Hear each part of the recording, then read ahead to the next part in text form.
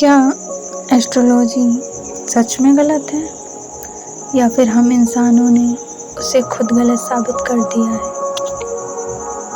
जी हाँ, हमने एस्ट्रोलॉजी को भी गलत साबित करके दिखाया है अपनी मैनिफेस्टेशन पावर द्वारा। क्योंकि सोचिए, अगर किसी की कुंडली में लिखा हो कि उसका स्वास्थ्य कमज़ोर रहेगा, लेकिन वो रोज़ योग करे, सही खाना खाए, पॉजिटिव सोचे, तो क्या वही भविष्य रहेगा?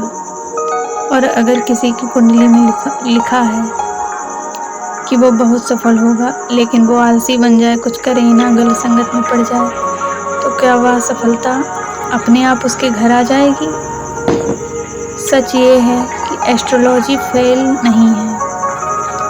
1000 लोगों ने अपने कर्मों से उसकी दिशा बदल दी, और यही बात श्री भगवद गीता में कही गई है। एस्ट्रोलॉजी आखिर कहती क्या है? ज्योतिष कोई फाइनल जजमेंट नहीं है, वो सिर्फ एक संभावना बताती है, एक ब्लूप्रिंट, एक दिशा। जैसे मौसम विभाग कहे कि कल बारिश हो सकती है, लेकिन अगर आप छाता लेकर निकल जाएं तो आप भीगने से बच सकते हैं। उसी तरह ग्रह सिर्फ एनर्जी देते हैं, लेकिन हमारी सोच, हमारा कर्म और हमारा संस्कार उस एनर्जी को कैसे यूज़ करना है ये तय करते हैं। बहुत लोग एस्ट्रोलॉजी को ऐसे समझते हैं जैसे सब कुछ फिक्स हो चुका है, मेरी कुंडली में लिखा है तो यही होगा। लेकिन यही सबसे बड़ी मिसअंडरस्टैंडिंग है।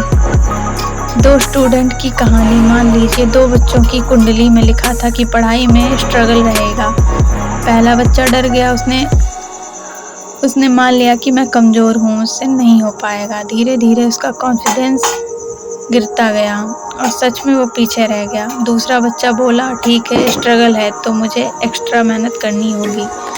उसने रोज़ डिसिप्लिन रखा, फोकस बढ़ाया और वही बच्चा टॉपर बन गया। अब बताइए, ज्योतिष गलत थी? नहीं, उसने संघर्ष बताया था, लेकिन इंसान ने अपने कर्मों से रिजल्ट बदल दिया। गीता क्या कहती है? भागवत गीता में भगवान कृष्ण ने अर्जुन से कहा है, तुम्हारा अधिकार सिर्फ अपने कर्म पर है, फल पर नहीं। ध्यान दीजिए, अगर सब कुछ पहले से फिक्स होता तो भगवान कृष्ण अर्जुन को युद्ध करने के लिए प्रेरित ही क्यों करते? वो कहते, जो लिखा है वही होगा, तुम कुछ करो ही मत, मैंने तो इन्हें पहले ही मार दिया है, तुम्हारी जीत तो निश्चित है। लेकिन नहीं, उन्होंने अर्जुन की सोच बदली, उसका आत्मविश्वास जो खो चुका था उसे जगाया, क्योंकि कर्म भविष्य बदल सकता है। यही गीता का सबसे बड़ा आदेश है। कई बार किसी की कुंडली में हेल्थ इशू दिखते हैं। अब एक इंसान डर कर निगेटिव सोचने लगे, लेट नाइट जागे, स्ट्रेस ले तो बीमारी जल्दी आएगी। लेकिन दूसरा इंसान मेडिटेशन करे, एक्सरसाइज करे, माइंड को पीसफुल रखे, तो वही ग्रह कमज़ोर पड़ जाते हैं। यानी ग्रह डायरेक्शन देते हैं, लेकिन स्टीयरिंग व्हील हमारे हाथ में है। लोग ज्योतिष को फेल कैसे करते हैं? सबसे पहले लोग डर जाते हैं, किसी ने कह दिया शनि भारी है और इंसान पहले ही हार मान लेता है। दूसरा, लोग एफर्ट छोड़ देते हैं, उन्हें लगता है कि अगर भाग्य में होगा तो मिल जाएगा, लेकिन गीता कहती है बिना कर्म के कुछ नहीं बदलता। तीसरा, लोग अपनी सोच नेगेटिव बना लेते हैं, और याद रखिए, जहाँ एनर्जी जाती है वही रियलिटी बनने लगती है। अगर चीज़ों को हम सही वाइब्रेशन देंगे तो वो सही वर्क करेंगी।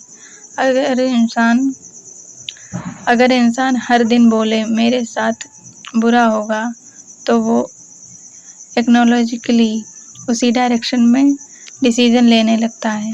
पावरफुल एनालॉजी, एस्ट्रोलॉजी एक मैप की तरह है। मैप बता सकता है कि रास्ते में ट्रैफिक मिलेगा, खतरा मिलेगा या शॉर्टकट मिलेगा, लेकिन गाड़ी कैसे चलानी है या ड्राइव कैसे चलानी है, ये बात ड्राइवर के ऊपर निर्भर करती है। अगर चालक समझदारी से गाड़ी को चलाए तो मुश्किल रास्ता भी पार हो जाता है। और अगर केयरलेस हो जाए तो आसान रास्तों में भी एक्सीडेंट होने का खतरा होता है। इसलिए भाग्य से ज़्यादा पावरफुल है आपकी चेतना, आपकी सोच और आपके कर्म। तो अगली बार अगर कोई कहे कि तुम्हारी कुंडली में दोष है, याद रखिए कुंडली पॉसिबिलिटी बनाती है, लेकिन फाइनल कहानी आपके कर्म लिखते हैं। और शायद इसलिए भगवान कृष्ण ने गीता में भाग्य से ज़्यादा कर्म पर जोर दिया, क्योंकि इंसान अगर जाग जाए और अपनी सोच बदल दे, अपने कर्म बदल दे, तो कई बार सितारों की दिशा भी बदल जाती है। अगर आपके दिल को ये बात छू गई है तो इस वीडियो को उन लोगों तक ज़रूर पहुंचाइए जो अपनी कुंडली से डरकर हार मान चुके हैं, और कमेंट में लिखिए, मेरा कर्म ही मेरा भाग्य बदल सकता है।